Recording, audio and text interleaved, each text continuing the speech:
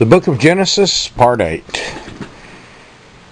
We had just finished up where Simeon and Levi had gone into the land of the land of Shechem and had killed all the males and taken the spoils of their land and their cattle and all their goods,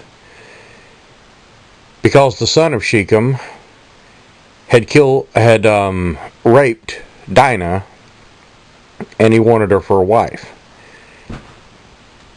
And they tricked the men into circumcising themselves, knowing full well they would be too sore to fight back.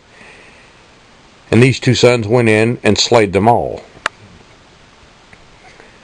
So now we're going to pick it up and start with Genesis chapter 35 and verse 1. Before we do, as always, let us go to the Father and ask for wisdom and guidance as we dig into His Word. Heavenly Father, Lord of heaven, Lord of the earth, a just and righteous God without iniquity,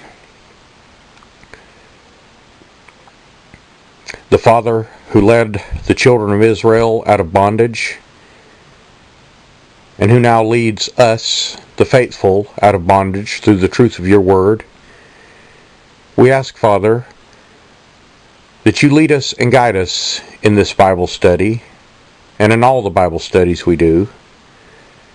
We ask that you open the eyes and ears of those who study with us, that they may receive the truth. We ask you to reveal to us the deeper secrets from your word, Father, the spiritual messages, the connotations, the types and examples, so that by study of your word we may see and understand and know of the things to come through the examples of the past and through prophecy. And we ask these things, Father, in the name of our Lord and Savior, Jesus Christ, Yeshua, the true Messiah. Amen. So Genesis chapter 35 and verse 1, and it reads,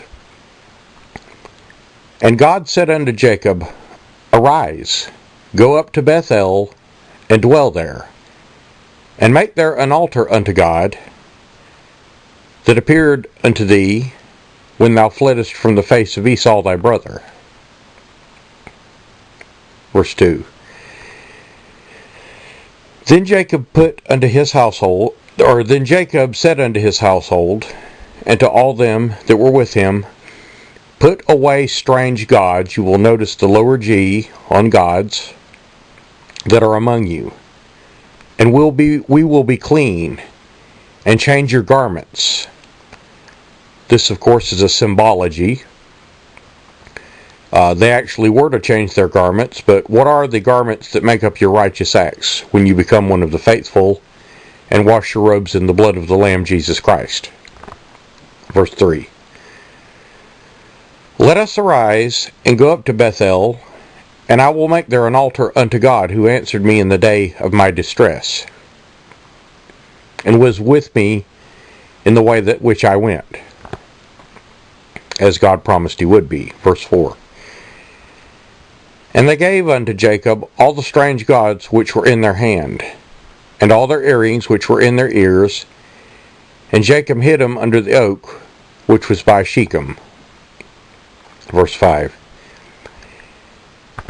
And they journeyed, and the terror of God was upon the cities that were round about them. They did not pursue after the sons of Jacob. In other words, after this event where they had slaughtered the people of Shechem. Verse 6. So Jacob came to Luz, which is in the land of Canaan, that is Bethel, which means the house of God, he and all the people that were with him. Verse 7. And he built there an altar, and called the place El Bethel. In other words, God's house of God. Because that God had appeared unto him when he fled from the face of his brother. Verse 8. But Deborah, Rebekah's nurse, died, and she was buried beneath Bethel under an oak. And the name of it was called Allon Bacuth. Allon Bacuth means the oak of weeping. Verse 9. And God appeared unto Jacob again when he came out of Padanaram, and blessed him. Verse 10. And God said unto him, Thy name is Jacob. Thy name shall not be called any more Jacob, but Israel shall be thy name. And he called his name Israel. Verse 11. And God said unto him, I am God Almighty. Be fruitful and multiply. A nation and a company of nations shall be of thee, and kings shall come out of thy loins. And of course, out of the children of Israel would proceed Judah, the king line, and of the line of Judah would come many kings in the land of Judea. And at the takeover of Babylon, that king line would be transplanted. It would move with Jeremiah to Egypt, and then to Ireland, and start a new king line of the kings of Terah, then move to Scotland, and then finally to Britain, where the house of David, or the king line of Judah, still sat on the throne to this very day. But the real king that would come through this line is the ultimate king, the King of Kings and Lord of Lords, Yeshua, Jesus Christ. Verse 12. And the land which I gave Abraham and Isaac, so thee will I give it, and to thy seed after thee will I give the land. Verse 13. And God went up from him in the place where he talked with him. Verse 14. And Jacob set up a pillar in the place where he talked with him, even a pillar of stone. And he poured a drink offering thereon, and poured oil thereon. This is no doubt the selfsame stone that he had originally had his dream upon and anointed in the first place, which was carried along with the children of Israel. Verse 15. And Jacob called the name of that place where God spake to him Bethel, which means house of God. Verse 16. And they journeyed from Bethel, and there was but a little way to come to Ephrath, where Rachel travailed, and she had hard labor. Verse 17. And it came to pass, when she was in hard labor, that the midwife said unto her, Fear not, thou shalt have a son also. Verse 18. And it came to pass, as her soul was departing, in other words, she was dying, for she died, that she called his name Ben-Oni. Ben-Oni, being translated, means son of my sorrows, or son of my sorrow. But his father called him Benjamin, or Benjamin, which means son of my right hand. Verse 19. And Rachel died, and was buried in the way to Ephrath, which is Bethlehem. Bethlehem, of course, being the house of bread, where our Lord and Savior would eventually be born. Verse 20. And Jacob set up a pillar upon her grave, and that pillar is upon her grave unto this day. Now this would be a different pillar, obviously. Verse 21. And Israel, meaning Jacob, called Israel, journeyed, and spread his tent beyond the tower of Edar. Verse 22. And it came to pass, when Israel dwelt in the land, that Reuben went and lay with Bilhah, his father's concubine, and Israel heard of it. Now the sons of Jacob were 12. In other words, Reuben went in and discovered his father's nakedness, the same as Ham had done. Verse 23. And the sons of Leah, Reuben, Jacob's firstborn, Simeon, and Levi, and Judah, and Issachar, and Zebulun. Verse 24. The sons of Rachel, Joseph and Benjamin. Verse 25. The sons of Bilhah, Rachel's handmaid, Dan and Naphtali. And the sons of Zilpah, Leah's handmaid, Gad and Asher. These are the sons of Jacob, which were born to him in Padanaram. Verse 27. And Jacob came unto Isaac his father, unto Mamre, unto the city of Arba, which is Hebron, where Abraham and Isaac sojourned. Now, he has been in the land of Padanaram for 20 years. And before he left, Isaac thought he was dying because he told Esau, go and fetch me venison, for I know not the day of my death. So apparently Isaac lived on 20 more years afterwards.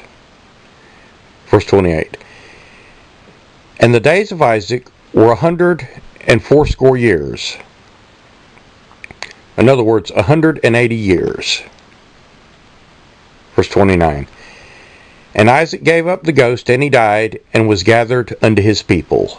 In other words, as written, when you pass out of this flesh body, you're gathered back to the Lord which gave you. In Ecclesiastes 12.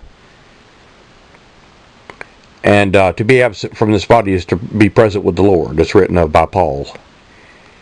Being old and full of days, and his sons Esau and Jacob buried him. Chapter 36 and verse 1. Now these are the generations of Esau, who is Edom. Verse 2. Esau took wives of the daughter of Canaan, Adah, the daughter of Elon the Hittite, and Aholibamah, the daughter of Anah, the daughter of Zibeon the Hivite. Verse 3. And Bashemeth, Ishmael's daughter, the son of Nebajoth.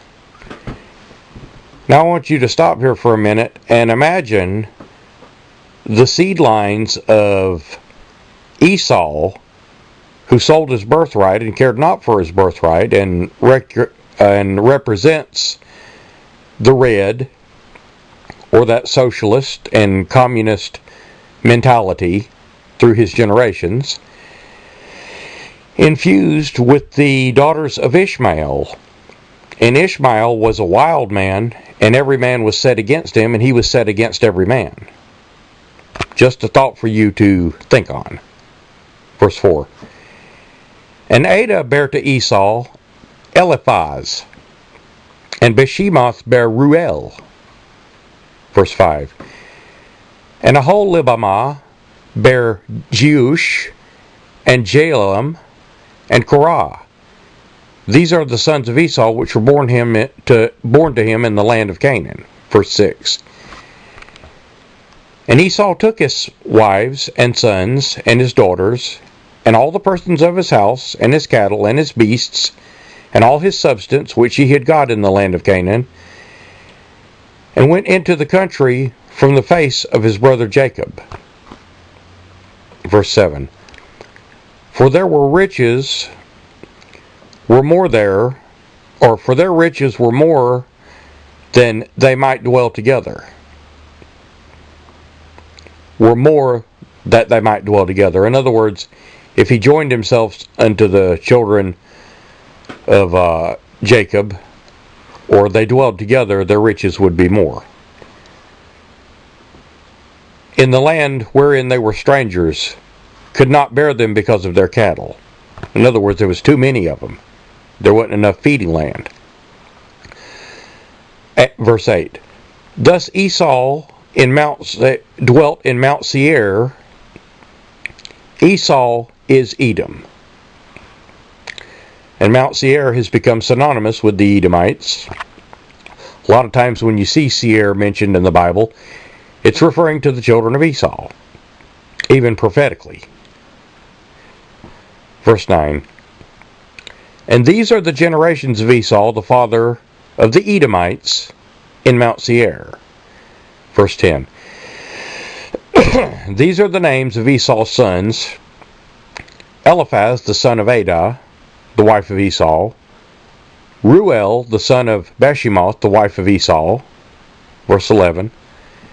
And the sons of Eliphaz were Teman, which had a piece of land named after him, Omar, Zepho, and Gatam, and Kenaz.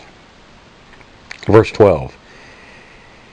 And Timnah was a concubine to Eliphaz, Esau's son, and she bare Eliphaz Amalek. And these were the sons of Adah, Esau's wife.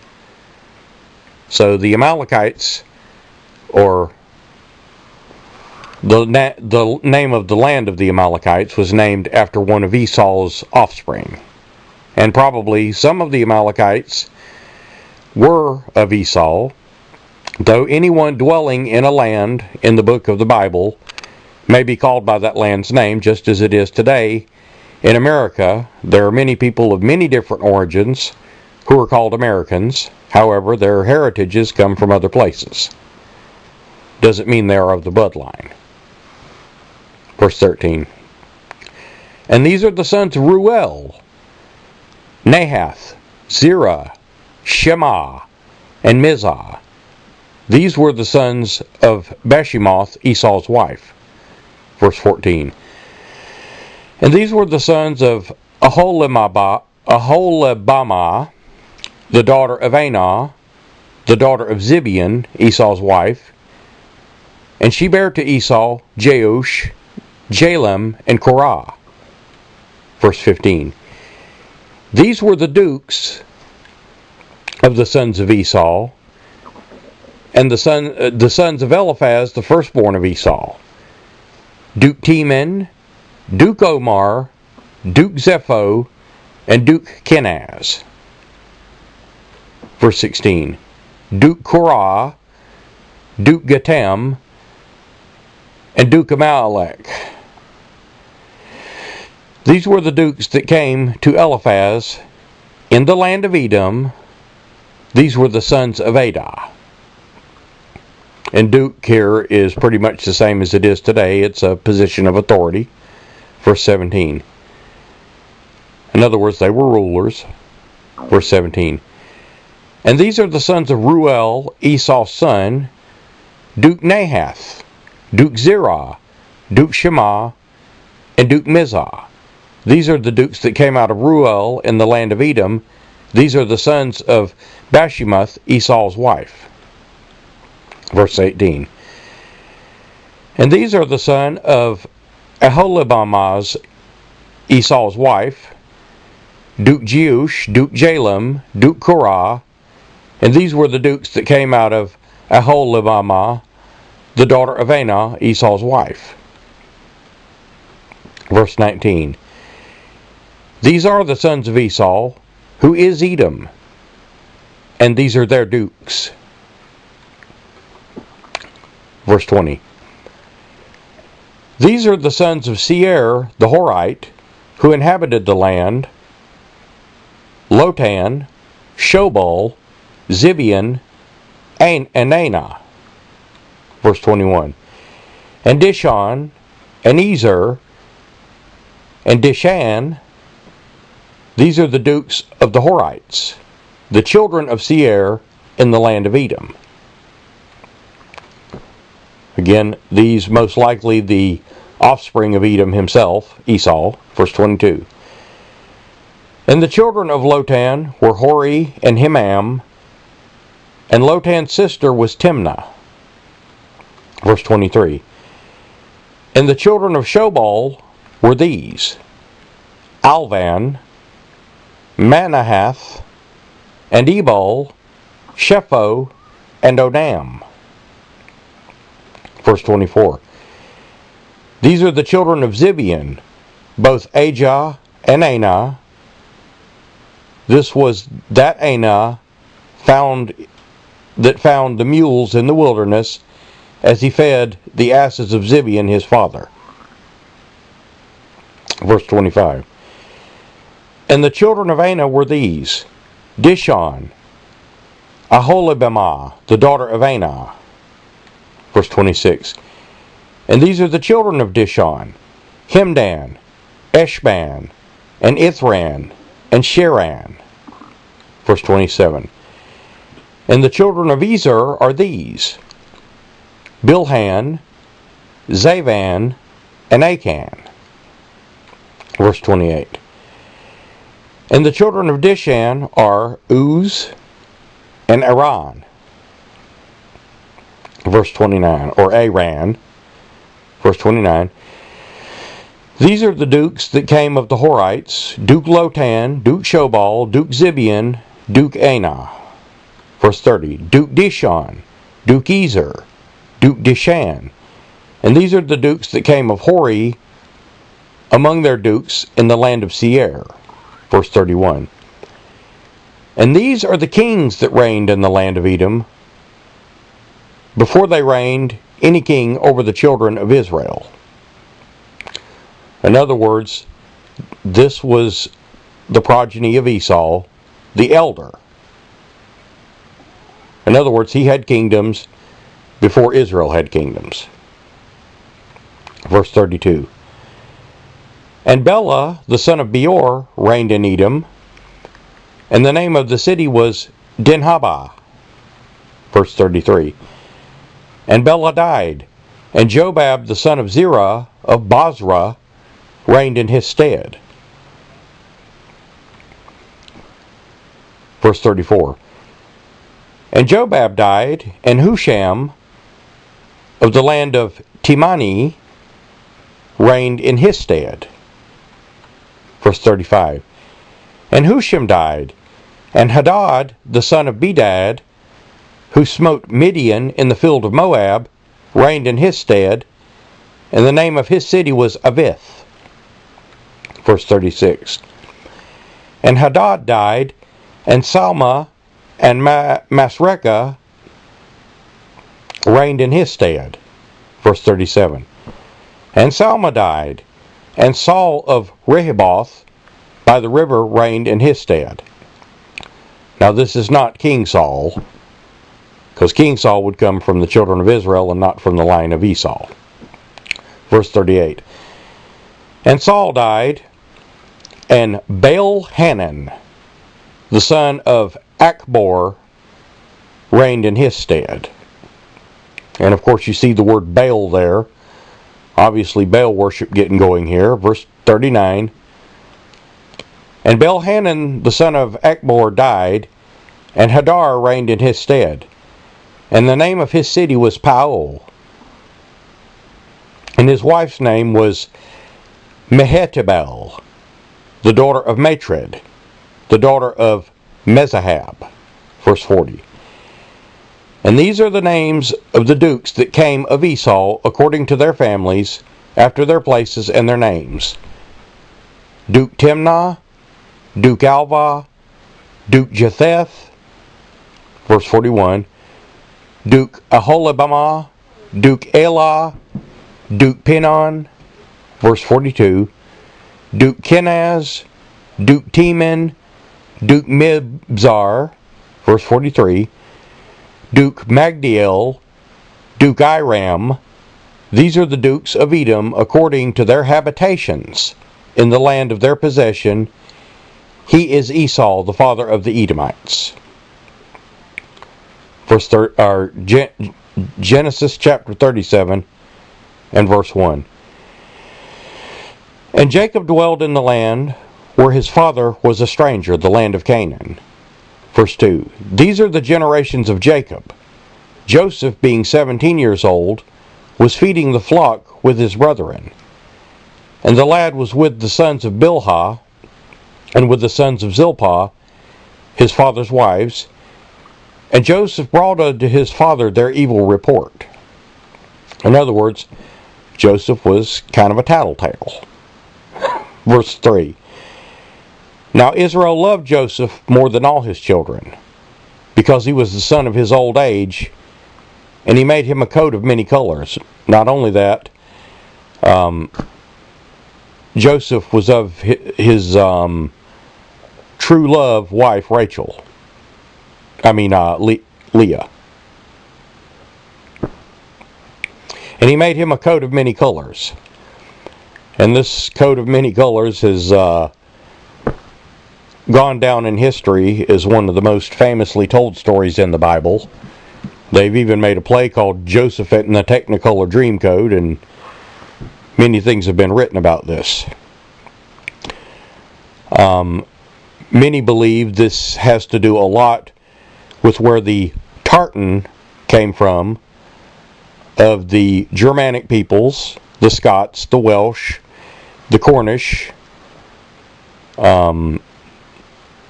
the Irish, and so on, which denote seed line and family. And it's probably fairly accurate. Verse 4. And when his brethren saw that their father loved him more than all his brethren, they hated him, and could not speak peaceably unto him. Verse 5. And Joseph dreamed a dream, and he told his brethren, and they hated him yet the more. Verse 6. And he said unto them, Hear, I pray you, this dream which I have dreamed. Verse 7. For behold, we were binding sheaves in the field, and lo, my sheaf arose, and stood upright, and behold, your sheaves stood round about, and made obeisance to my sheaf. In other words, your sheaves obeyed my sheaf. In other words, they gave reverence to his sheaf of wheat. Verse 8. And his brethren said unto him, Shalt thou indeed reign over us? Or shalt thou indeed have dominion over us? And they hated him yet the more for his dreams and for his words. Verse 9. And he dreamed yet another dream, and told it to his brethren, and said, Behold, I have dreamed a dream more. In other words, another dream. And behold, the sun and the moon and 11 stars were made obeisance to me. Again, same analogy. Verse 10. And he told it to his father and to his brethren. And his father rebuked him, saying unto him, What is this dream that thou hast dreamed? Shall I and thy mother and thy brethren indeed come and bow down ourselves to thee in the earth? Now, unbeknownst to his brothers, in later years, and even to his father, they would go into Egypt because of the famine that was on the land of Canaan, for need of grain, which these sheaves represent, and they would bow down before Joseph. And in the scheme of things, over time, Israel, as they migrate after the captivities, will lose their identity and become known as Ephraim and Manasseh, both literally and spiritually. But even they will forget those names, Ephraim and Manasseh. However, the spiritual aspect of this dream will follow them, and has even to this day. Verse 11. And his brethren envied him, and his father observed the saying. Verse 12. And his brethren went to feed their flocks at Shechem. Verse 13. And Israel said unto Joseph, Do not thy brothers feed the flock in Shechem? Come, and I will send thee unto them. And he said, Here am I. Verse 14. And he said unto him, Go, I pray thee, and see whether it be well with thy brethren, and well with the flocks, and bring me word again. And he sent him out of the vale of Hebron, which again is, of course, Bethel. And he came to Shechem. Verse 15. And certain man found him, and behold, he was wandering in the field, and asked the man, What seekest thou? Verse 16. And he said, I seek my brethren. Tell me, I pray thee, where they feed their flocks. And the man said, or verse 17, and the man said, They are departed thence, for I heard them say, Let us go to Dothan. And Joseph went after his brethren, and found them in Dothan. Verse 18, And when they saw him afar off, even before he came near unto them, they conspired against him to slay him. This is kind of a spiritual connotation here. Joseph in this way is a type, even of Christ. After this analogy, in other words. Verse 19. And they said one to another, Behold, this dreamer cometh. Verse 20. Come now, therefore, let us slay him and cast him into some pit, and we will say some evil beast had devoured him. And we shall see what shall become of his dreams. And boy, are they in for a shock. Verse 21. And Reuben heard it, and he delivered him out of their hands, and said, Let us not kill him. Verse 22. And Reuben said unto them, Shed no blood, but cast him into a pit in the wilderness, and lay no hand upon him, that he might rid him out of our hands, to deliver him to his father again. In other words, Reuben was planning on delivering him to his father again. Verse 23. Probably Reuben, after what he did by laying with his father's wife, was feeling a little bit guilty and wanted to do something to look good in the eyes of his father. Verse 23. And when it came to pass, when Joseph was coming to his brethren, they stripped Joseph out of his coat of many colors that was on him. Verse 24. And they took him and cast him into a pit. And the pit was empty, and there was no water in it. Verse 25. And they sat down to eat bread, and they lifted up their eyes and looked, and behold, a company of Ishmaelites came from Gilead with their camels, bearing spicery and balm and myrrh, going to carry it down to Egypt. Now these are going to be Midianites. And verse 26, And Judah said unto his brethren, What profit is it if we slay our brother and conceal his blood? Verse 27, Come, let us sell him to the Ishmaelites. Let not our hand be upon him, for he is our brother and our flesh. And his brethren were content. Verse 28, And there passed by Midianites, merchantmen, and they drew and lifted Joseph up out of the pit, and sold Joseph to the Ishmaelites for 20 pieces of silver. And they brought Joseph into Egypt.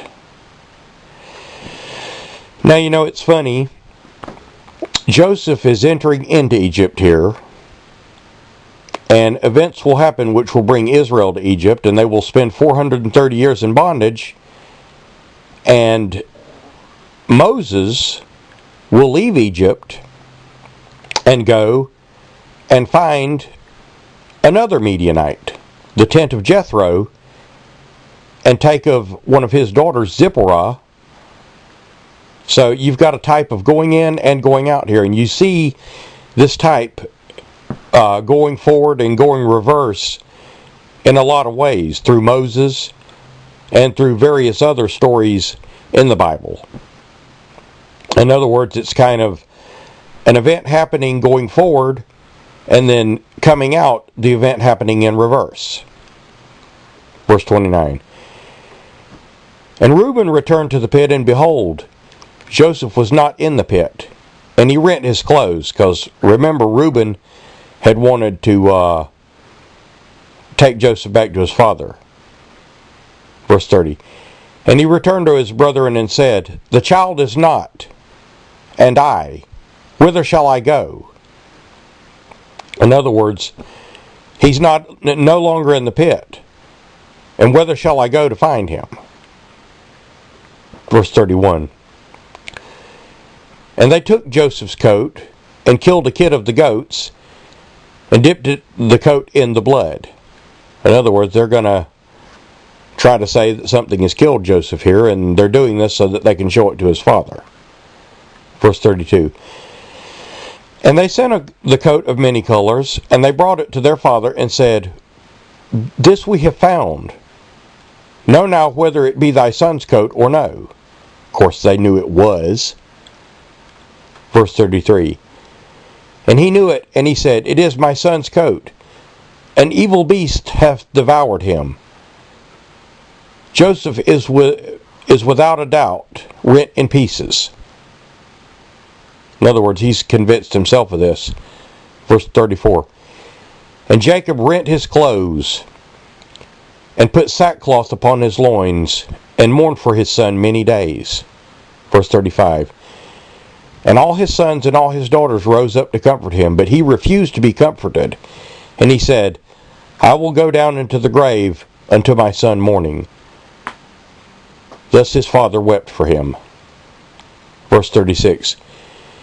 And the Midianites sold him into Egypt to Potiphar, an officer of Pharaoh's and captain of the guard.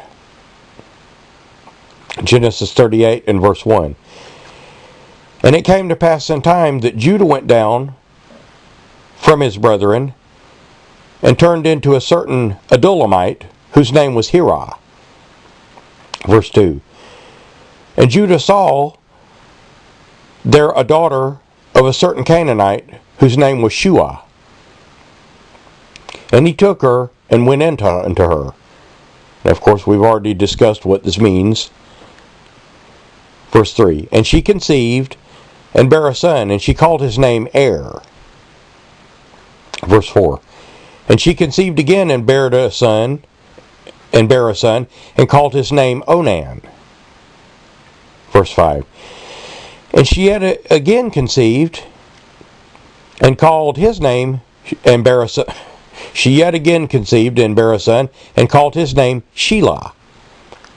And he was at Chezib when she bare him. Verse 6. And Judah took to wife Er, his firstborn, whose name was Tamar.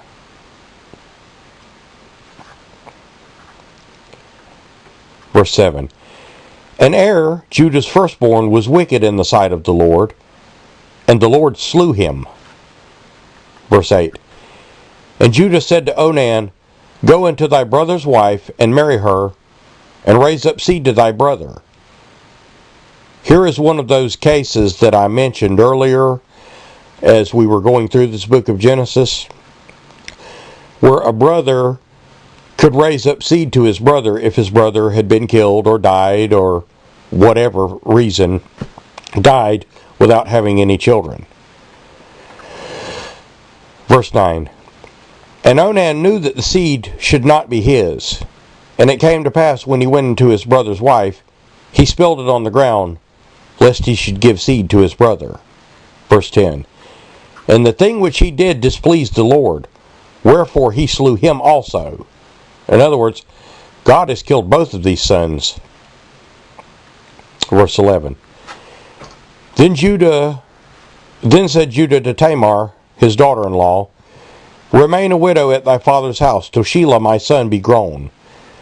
For he saidest, Lest peradventure he die also, as his brethren did. And Tamar dwelt in her father's house. Verse 12.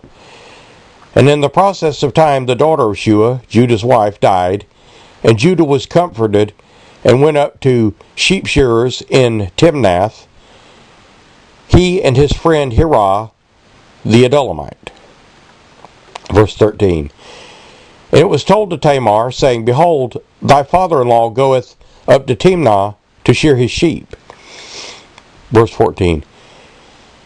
And she put on her widow's garments from off of, or she put her widow's garments from off of her, and covered her with a veil, and wrapped herself, and sat in an open place, which is by the way of Timnath. And when she saw that Shelah was grown, and she was not given to him to wife, verse 15, when Judah saw her, he thought her to be an harlot, because she had covered her face. Verse 16. And he turned unto her by the way, and said, Go, I pray thee, let me come in unto thee. For he knew not that it was his daughter-in-law. And she said, What wilt thou give me, that thou mayest come in to me? In other words, basically, he's saying he wants to lie with her, to have sexual relations with her. Verse 17. And he said, I will send thee a kid from the flock. And she said, Wilt thou give me a pledge till thou send it? Verse 18. And he said, What pledge shall I give thee? And she said, Thy signet and thy bracelets, and thy staff that is in thine hand. And he gave it to her, and came unto her, and she conceived by him. Verse 19. And she arose and went away, and laid by her veil from her, and put on the garments of her widowhood. Verse 20. And Judah sent the kid by the hands of his friend, the Adulamite, to receive his pledge from the woman's hand. But he found her not. Verse 21. Then he asked of the men of the place, saying, Where is the harlot that was openly by the wayside? And they said, There was no harlot in this place. Verse 22. And he returned to Judah, and said, I cannot find her. Also the men of the place said that there was no harlot in this place. Verse 23. And Judah said, Let her take it to her, lest we be shamed. Behold, I sent this kid, and thou hast not found her. Verse 24. And it came to pass about 3 months later, it was told to Judah, saying, Tamar thy daughter-in-law hath played the harlot, and also, behold, she is with child by whoredom.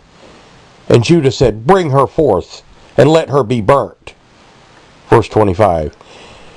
And when she was brought forth, she sent to her father-in-law, saying, By the man whose these are am I with child. And she said, Discern, I pray thee, whose are these, the signet and the bracelets and the staff. Uh-oh. Busted. Verse 26. And Judah acknowledged them and said, She has been more righteous than I, because I gave her not to Shelah my son, and knew her again no more. In other words, he never had sex with her again. Verse 27. And it came to pass in the time of her travail that, behold, twins were born in her womb. Verse 28. And it came to pass that when she travailed, one put out his hand, and the midwife took and bound his hand with a scarlet thread. This came out first. You've heard me mention the scarlet thread seed line of Judah a number of times. Well, this is where it has its beginning. Verse 29. And also the tradition of the temple, by the way. Verse 29.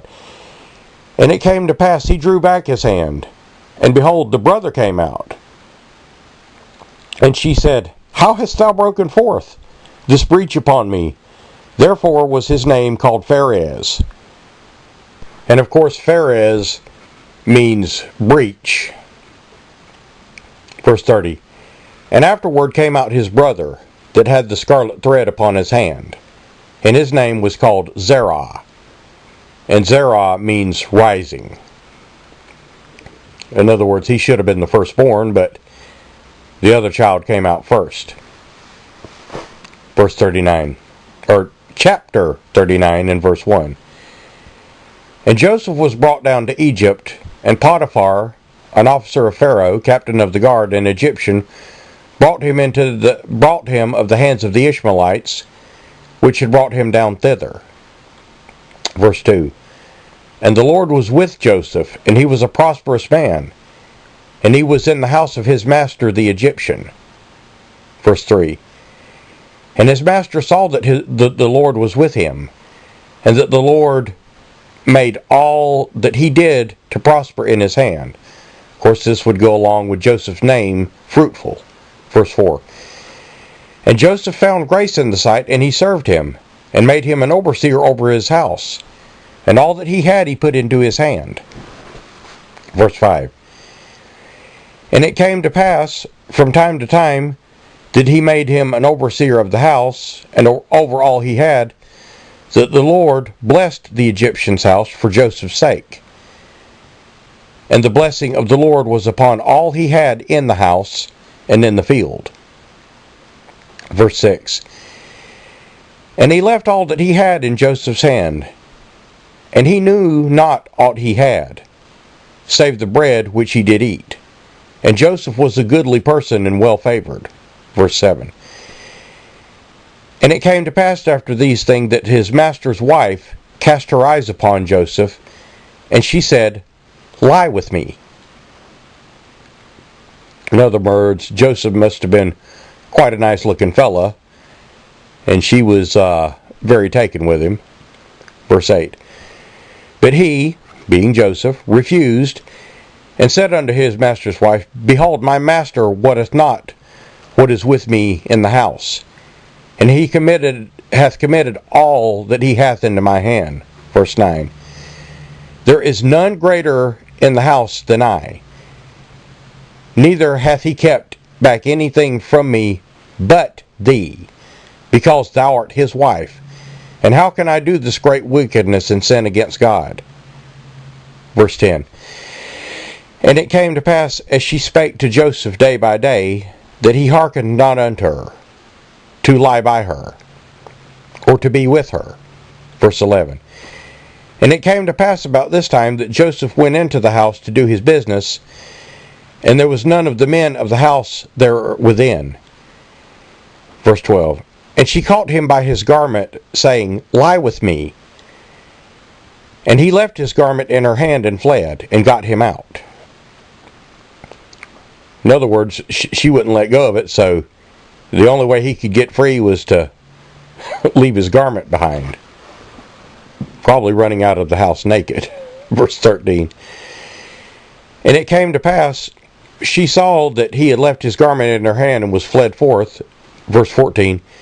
She called to the men of her house and spake unto them, saying, See, he hath brought in a Hebrew unto us, to mock us, and he came in unto me with lied to me, and I cried with a loud voice. In other words, she's going to accuse Joseph now of trying to rape her. Again, if you're a good person, if you're prospered of the Lord, if you do that which is right, the world is going to persecute you. Verse 15. And it came to pass, when he heard that I lifted up my voice and cried, he left his garment with me and fled, and got him out. Verse 16. And she laid up his garment by her until his Lord came home. Verse 17. And she spake unto him according to these words, saying, The Hebrew servant which thou hast brought to us came in to me to mock me. Verse 18. And it came to pass, as I lifted up my voice and cried, that he left his garment with me and fled out. Verse 19. And it came to pass, when his master heard these words of his wife, which she spake unto him, saying, After this manner did thy servant unto me, that his wrath was kindled. Verse 20. And Joseph's master took him and put him into the prison, and a place where the king's prisoners were bound, and he was there in prison. You're going to see this particular kind of thing repeated throughout the Bible. The innocent always suffer at the hands of the cunning, at the hands of the earthly, the sinner.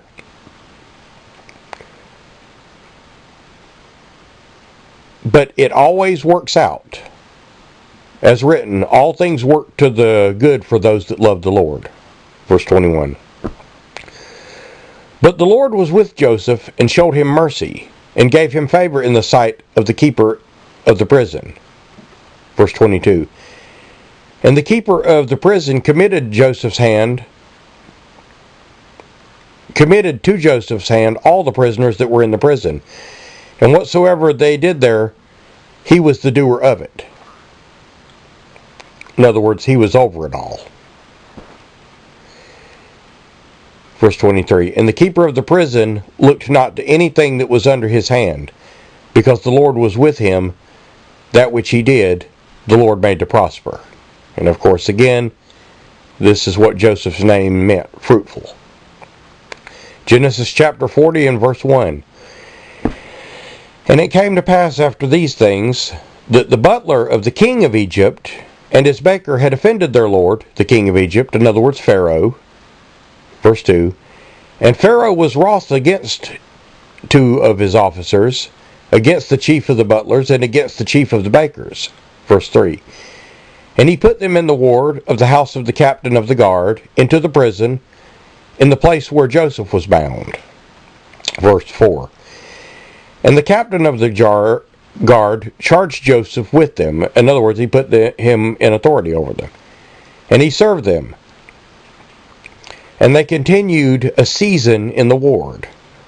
Verse 5. And they dreamed a dream, both of them, each man his dream one night, each man according to the interpretation of his dream. The butler and the baker of the king of Egypt, which were bound in the prison.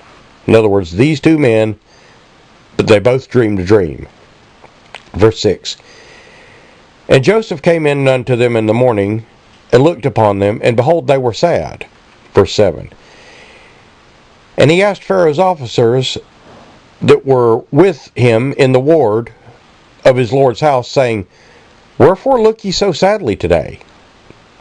Verse 8. And they said unto him, we have dreamed a dream, and there is no interpreter of it. And Joseph said unto them, do not interpretations belong to God? Tell me them. In other words, the dreams, I pray you. And we're going to see Joseph's gift here of being able to interpret dreams, much as Daniel was able to interpret dreams in his captivity.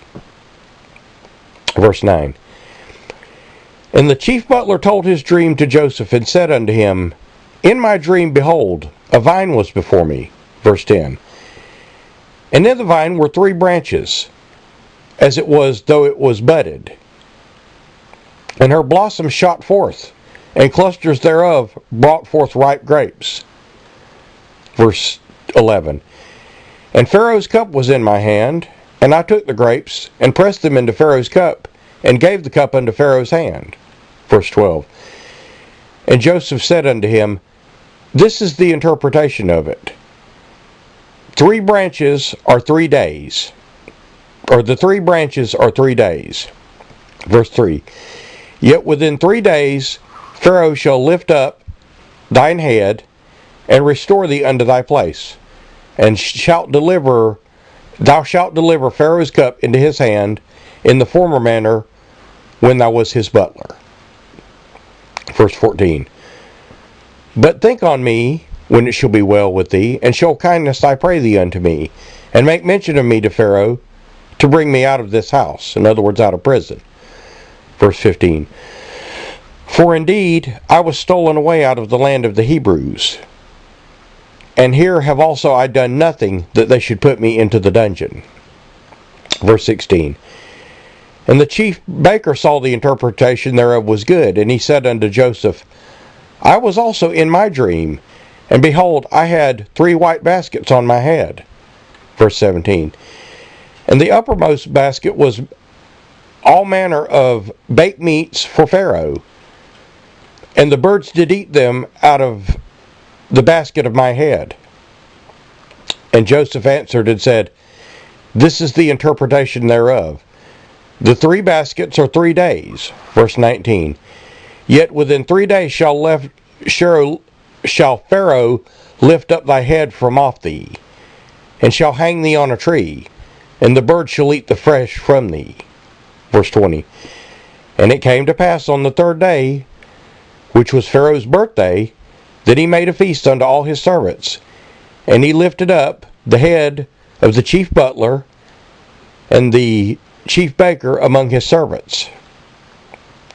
Verse 21. And he restored the chief butler under his butlership again, and he gave the cup unto Pharaoh's hand. Verse 22. But he hanged the chief baker, as Joseph had interpreted to them. Verse 23. Yet did not the chief butler remember Joseph, but forgot him. In other words, good times come along and you forget those that have helped you out, or who have been there for you. Genesis chapter 41 and verse 1. And it came to pass at the end of 2 full years that Pharaoh dreamed, and behold, he stood by the river. Verse 2.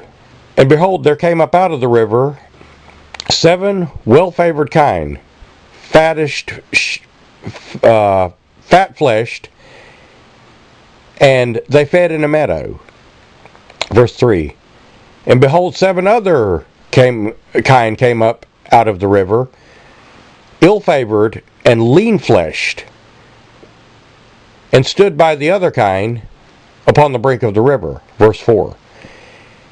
And the ill-favored and lean-fleshed kine did eat up the 7 well-favored and fat kine. So Pharaoh awoke. Verse 7. And he slept and dreamed a second time, and behold, 7 ears of corn came up of one stalk, rank and good. Verse 6. And behold, 7 thin ears, and blasted with the east wind, sprung up after them. Verse 7.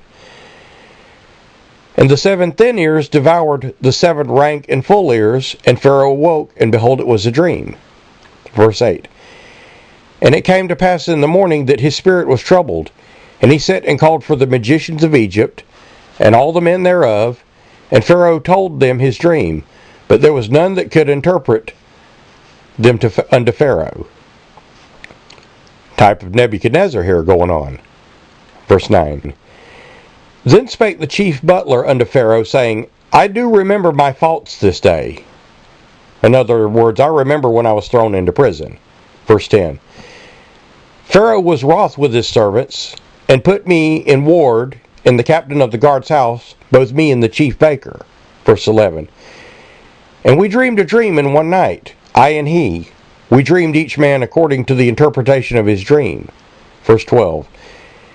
And there was with us a young man, an Hebrew, a servant of the captain of the guard, and we told him, and he interpreted us our dreams. Each man according to his dreams did he interpret. Verse 13. And it came to pass, as he interpreted to us, so it was. Me he restored unto mine office, and him he hanged. Verse 14. And Pharaoh sent and called Joseph, and they brought him hastily out of the dungeon, and he shaved him, and changed his raiment, and came unto Pharaoh. In other words, they cleaned him up. Verse 15. And Pharaoh said unto Joseph, I have dreamed a dream, and there is none that can interpret it. But I have heard say of thee that thou can understand the dream to interpret it. And Joseph answered Pharaoh, saying, It is not me. God shall give Pharaoh an answer in peace. Now this is almost the exact thing that Daniel said before Nebuchadnezzar. Verse 17. And Pharaoh said unto Joseph, In my dream, behold, I stood upon the bank of the river. Verse 18. And behold, there came up out of the river 7 kine, fat-fleshed and well-favored, and they fed in the meadow. Verse 19. And behold, 7 other kine came up after them, poor and very ill-favored, and lean-fleshed, such as I never saw in all the land of Egypt for badness. In other words, even in the worst of times. Verse 20. And the lean and ill-favored kine did eat up the first 7 fat kine. Kine here is, of course, cattle or cows. Verse 21. And when they had eaten them up, it could not be known that they had eaten them, but they were still ill-favored, as it were at the beginning. So I awoke. Verse 22. And I saw in my dream, and behold, 7 ears came up of one stalk, full and good. He's talking about the corn here, verse 23. And 7 ears withered thin, and blasted with the east wind, sprung up after them.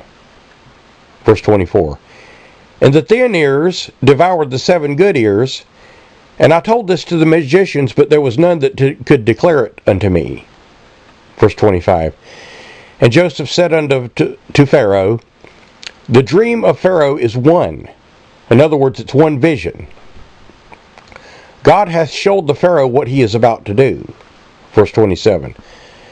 The 7 good kine are 7 years. And the 7 good ears, that is to say, are 7 years. The dream is one. In other words, it's the same vision repeated twice. Verse 27. And the 7 thin and ill-favored kind that came up after them are 7 years, and the 7 empty ears, blasted with the east wind, shall be 7 years of famine. Verse 28. This is the thing which I have spoken unto Pharaoh, what God is about to do, he showeth unto Pharaoh. Verse 29. Behold, there come 7 years of great plenty throughout all the land of Egypt. Verse 30. And there shall arise after them 7 years of famine. And all the plenty shall be forgotten in the land of Egypt. And the famine shall consume the land. Verse 31. And the plenty shall not be known in the land by reason of the famine. Following, it shall be very grievous. Verse 32. And for that the dream was doubled unto Pharaoh twice, it is because the thing is established by God. In other words, 2 witnesses. And will shortly bring it to pass. Verse 33. Now therefore let Pharaoh look out a man, discreet and wise, and set him over the land of Egypt. And let Pharaoh do this, and let him appoint officers over the land, and take up the 5th part of the land of Egypt, in 7 plenteous years, and let them gather up the food for those years, and come and lay up the corn under the hand of Pharaoh, and let them keep food in the cities. In other words, let them store up food for these 7 years of famine. Verse 36. And the food shall be for a store in the land of Egypt against the 7 years of famine, which shall be in the land of Egypt, and the land perish not through the famine. Verse 37. You can equate this also to the famine of the end times and God's revelations. Verse 37. And the thing was good in the eyes of Pharaoh, and in the eyes of all his servants. Verse 38. And Pharaoh said unto his servants, Can we find such a one as this, a man whom in the Spirit of God is? In other words, such as this Joseph? Verse 39. And Pharaoh said unto Joseph, Forasmuch as God has showed all this, there is none so discreet and wise as thou art. Verse 40. Thou shalt be over my house, according to thy word, and shall all my people be ruled. Only in the throne will I be greater than thou. In other words, I will retain the kingship, the pharaohship, but you're going to be second only to me. You can see what's going to happen here if you're spiritually awake, because the famine of the land is going to cause the Hebrews to come down, even his own brothers. Verse 41. And Pharaoh said unto Joseph, See, I have set thee over all the land of Egypt. Verse 42. And Pharaoh took the ring off his hand, and put it on Joseph's hand, and arrayed him in vesture of fine linen, and put a gold chain about his neck. Now again we see a type here of Daniel before Belshazzar. Verse 43. And he made him to ride in the 2nd chariot which he had. And they cried before him, Bow the knee, and made him ruler all over all the land of Egypt. You see here the magnificent power of God to rise you from nothing to something, so long as you do right by God. Verse 44. And Pharaoh said unto Joseph, I am Pharaoh. Without thee shall no man lift up his hand or foot in all the land of Egypt. In other words, you're going to be in command of them all. Verse 45.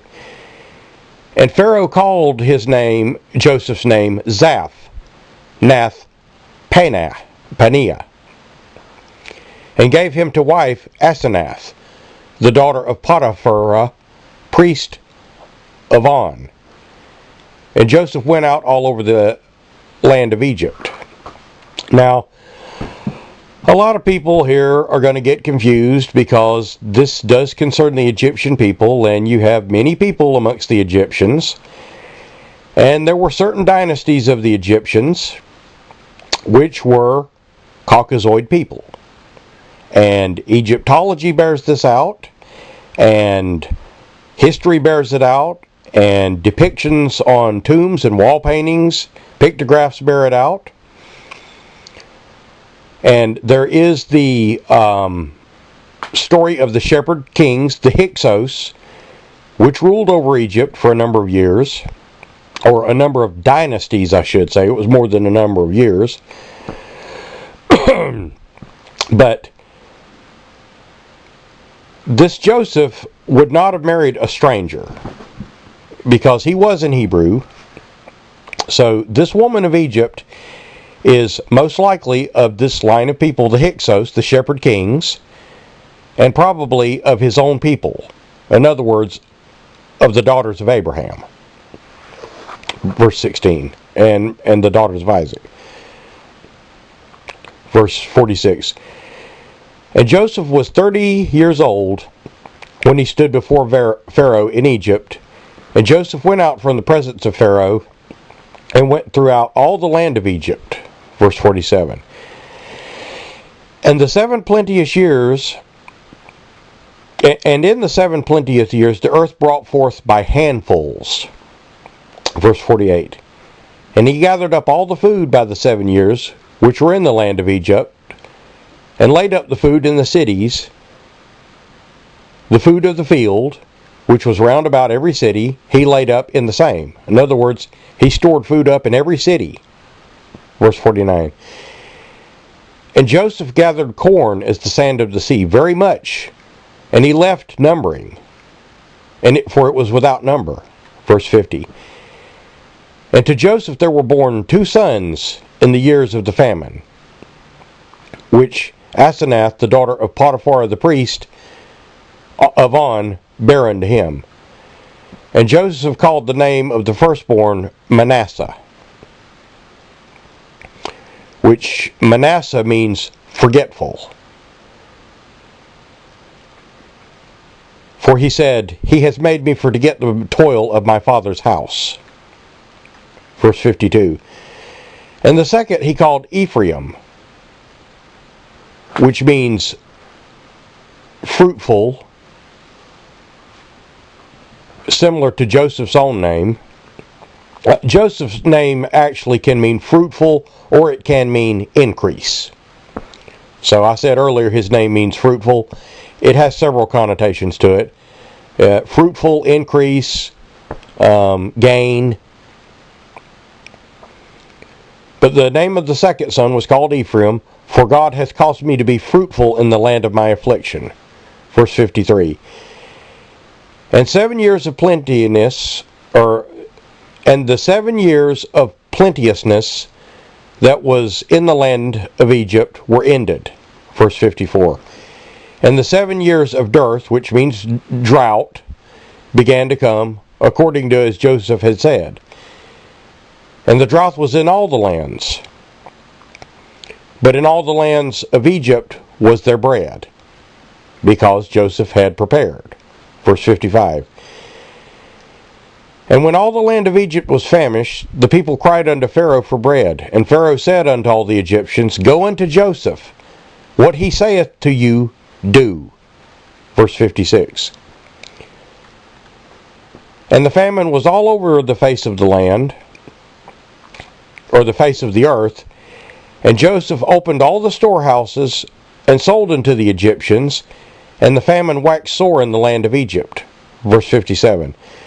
And all the countries came into Egypt to Joseph for to buy corn, because the famine was so sore in all lands, including the land of Canaan. Well, I think this is a good place to stop.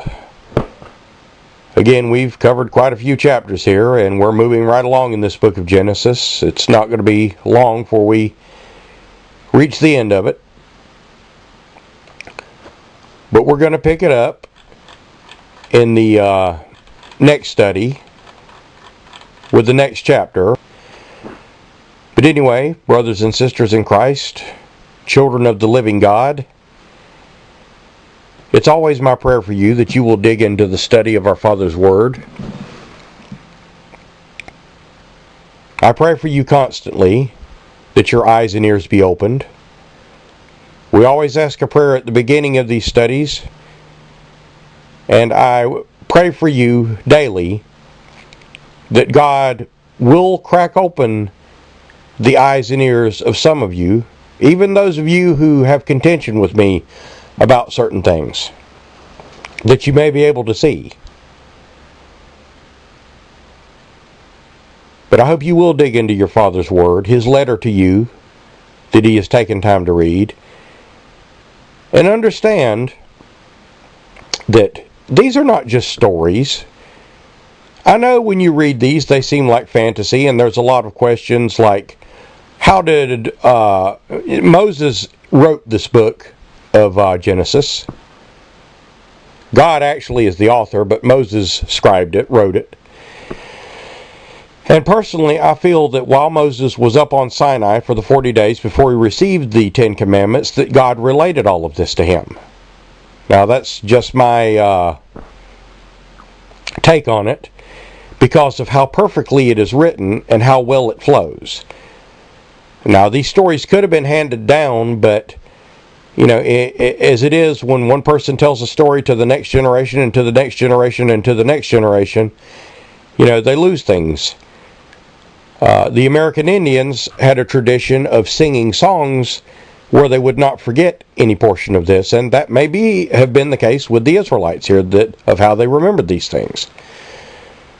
But even so, I still think that when Moses went up on Mount Sinai to receive the commandments, that God related much of this story to him so that it would be accurate and there would be no question as to the events that happened. At any rate, may God bless you all as you study His Word and go into great detail and pains to try to understand His Word. But always, always ask our Father to reveal the truth to you, to give you patience to understand it, and to show you the deeper messages contained within His Word, the spiritual messages, so that these things are no longer a mystery to you. Because as God is the revealer of dreams and of secrets, He can also reveal the truth unto you.